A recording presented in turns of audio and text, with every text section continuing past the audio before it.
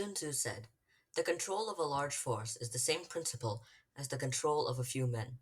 It is merely a question of dividing up their numbers." Fighting with a large army under your command is no wise different from fighting with a small one. It is merely a question of instituting signs and signals.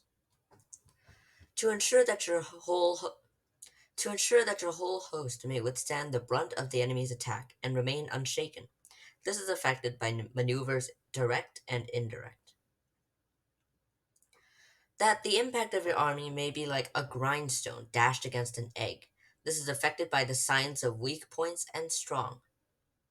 In all fighting, the direct method may be used for joining battle, but indirect methods will be needed in order to secure victory. Indirect tactics, efficiently applied, are inexhaustible as heaven and earth, unending as the flow of rivers and streams. Like the sun and moon, they end but to begin anew. Like the four seasons, they pass away to return once more. There are not more than five musical notes, yet the combinations of these five give rise to more melodies than can ever be heard. There are not more than five primary colors: blue, yellow, red, white, and black. Yet in combination they produce more hues than can ever be seen. There are not more than five cardinal tastes: sour, acrid, salt, sweet, bitter. Yet combinations of them yield more flavors than can ever be tasted. In battle, there are not more than two methods of attack: the direct and the indirect. Yet these two in combination give rise to an endless series of maneuvers. The direct and the indirect lead on to each other in turn. It is like moving in a circle. You never come to an end. Who can exhaust the possibilities of their combination? The onset of troops is like the rush of a torrent, which will even roll stones along in its course. The quality of decision is like the well timed swoop of a falcon, which enables it to strike and destroy its victim.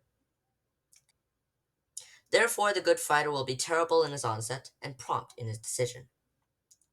Energy may be likened to the bending of a crossbow, decision to the releasing of a trigger. Amid the turmoil and tumult of battle, there may be seeming disorder and yet no real disorder at all.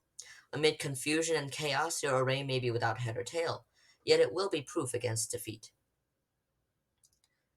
Simulated disorder postulates perfect discipline. Simulated fear postulates courage. Simulated weakness postulates strength. Hiding order beneath the cloak of disorder is simply a question of subdivision. Concealing courage under a show of timidity presupposes a fund of latent energy. Masking strength with weakness is to be effected by tactical dispositions. Thus, one who is skillful at keeping the enemy on the move maintains deceitful appearances, according to which the enemy will act. He sacrifices something that the enemy may snatch at it. By holding out baits, he keeps him on the march. Then, with a body of picked men, he lies in wait for him. The clever combatant looks to the effect of combined energy and does not require too much from individuals. Hence his ability to pick out the right men and utilize combined energy. When he utilizes combined energy, his fighting men become, as it were, like unto rolling logs or stones. For it is the nature of a log or stone to remain motionless on level ground, and to move when on a slope; if four cornered, to come to a standstill, but if round shaped, to go rolling down. Thus, the energy developed by good fighting men is as the momentum of a round stone rolled down a mountain thousands of feet in height.